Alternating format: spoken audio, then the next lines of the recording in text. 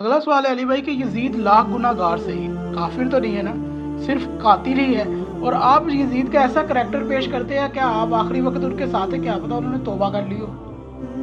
तो मैं यही जवाब फिर आपको पेश करता हूँ कि हो सकता है गुलाम अहमद कादियानी ने भी आखिरी वक्त में तौबा कर लिया, और यही बात मैं बरेलवियों से कहूँगा कि हो सकता है शरीफ थानवी साहब ने भी आखिरी वक्त में तौबा कर ली हो, तो आप उनको की मुलम्मत मान लें। और मैं यही बात देवबंदियों से करता हूँ कि हो सकता है अहमद बरेलवी साहब ने भी आखिरी वक्त में तौबा कर ली हो, तो आप उनको मुजद्दिद दीन और मिल्लत मान लें। तो मानेंगे?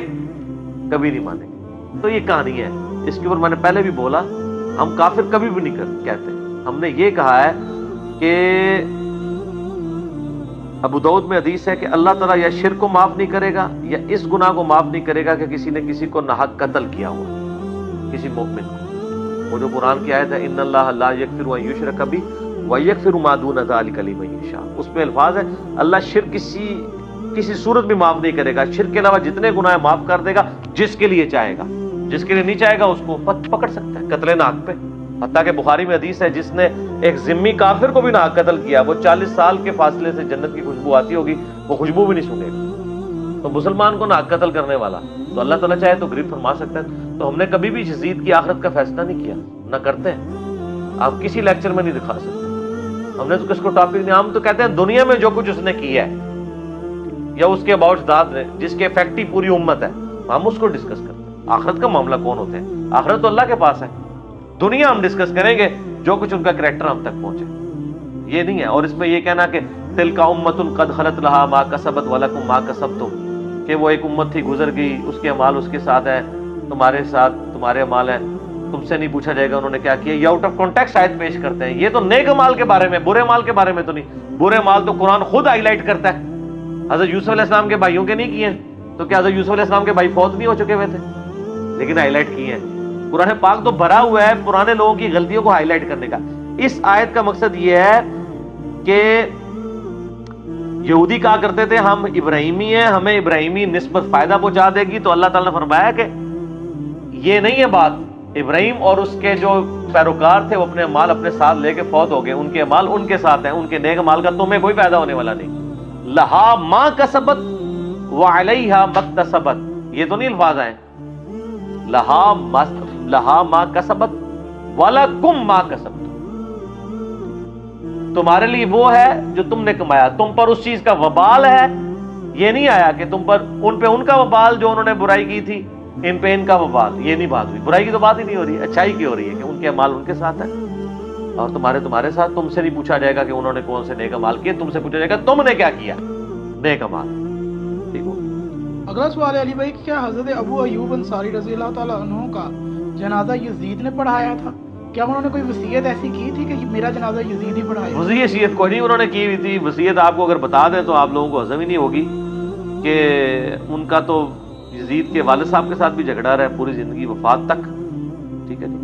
वो यजीद ने इसलिए जनाजा पढ़ाया था कि वो जो लश्कर गया था ना कुस्तुनतीनिया पे हमले के लिए, कोई 6वां 7वां लश्कर, उसमें हजरत अबू अयूब अंसारी भी शामिल थे, जो सही बुखारी में आता है।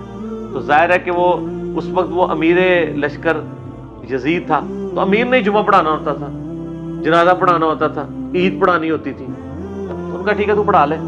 तो ये मदीने में कौन जुमा पढ़ाया करता था? मरवान सबो शतम भी करता था, पीछे हजरत हसन और हुसैन जो है वो जुमा पढ़ते थे। मुस्नद अबी याला में ये सारी रवायतें मौजूद हैं।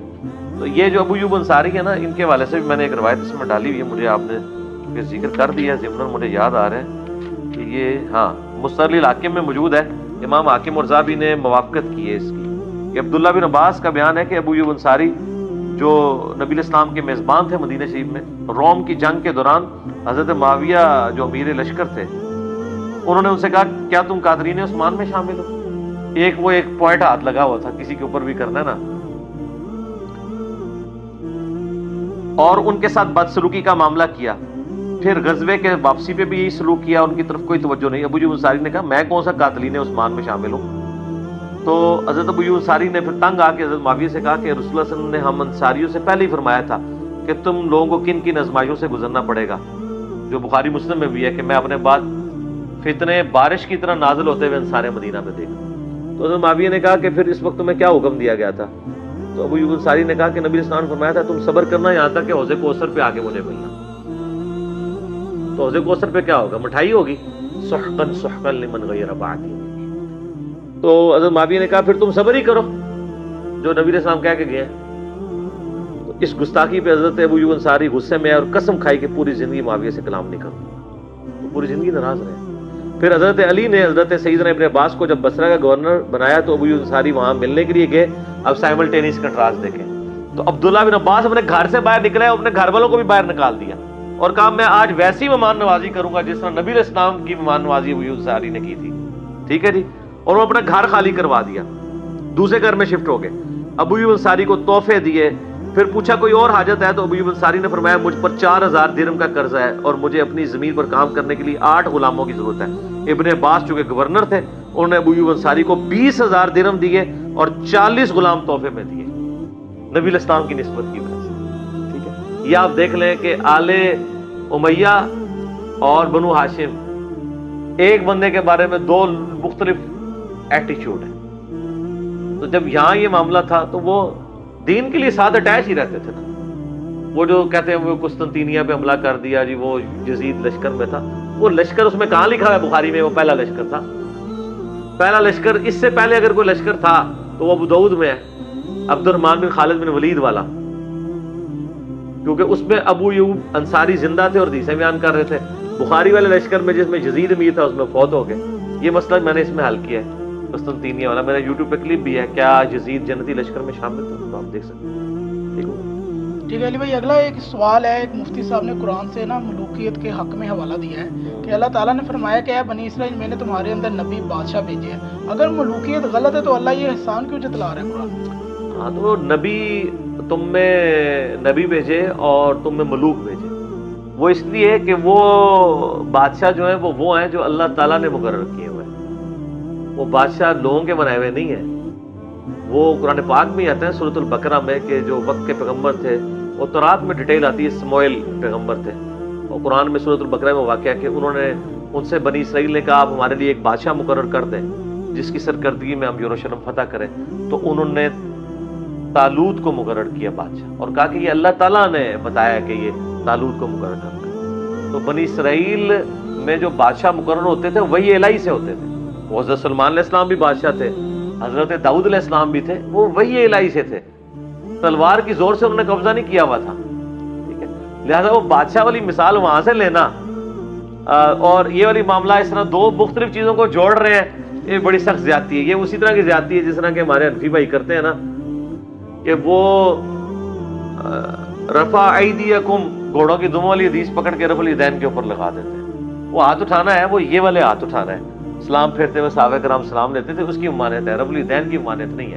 ادھر بھی یہ بادشاہ اللہ کے مقرر کیے میں. اگر یہ سمجھتے ہیں کہ آل امیہ اور آل عباس کے جو بادشاہ یہ اللہ نے مقرر کیے تھے، وہی کے ذریعے نبی کو بتایا تھا کہ ان کو بادشاہ مقرر کرو، تو آپ مان لیں. ہم تو حضرت ابوبکر صدیق رضی اللہ عنہ کے بارے میں بھی نہیں کہتے کہ ان کو نبی علیہ السلام نے اپنا سکسیسر مقرر کیا. صحابہ کے اجماع سے مانتے ہیں. نبی علیہ السلام نے تو اپنا خلیفہ کسی کو نہیں بنایا. اب عائشہ خود کہہ رہی ہے صحیح مسلم میں کہ نبی علیہ السلام نے اپنا خلیفہ کسی کو نامزد نہیں کیا. اگر وہ کرتے تو ابو بکر کو کرتے، میرا خیال ہے ان کا پوائنٹ آف ویو تھا. اور اس کے بعد کرتے تو حضرت عمر کو کرتے، اس کے بعد کرتے تو ابو عبیدہ بن جراح کو کرتے. وہ مانتی ہی نہیں ہے. ہم بھی یہی کہتے ہیں کہ صحابہ کرام کے اتفاق سے. باقی میرا مسئلہ 55B دیکھ لیں، وصی رسول کون ہے اور حدیث کرتاس کا تحقیقی جائزہ، اس میں میں نے کھول کے یہ چیزیں بیان کی.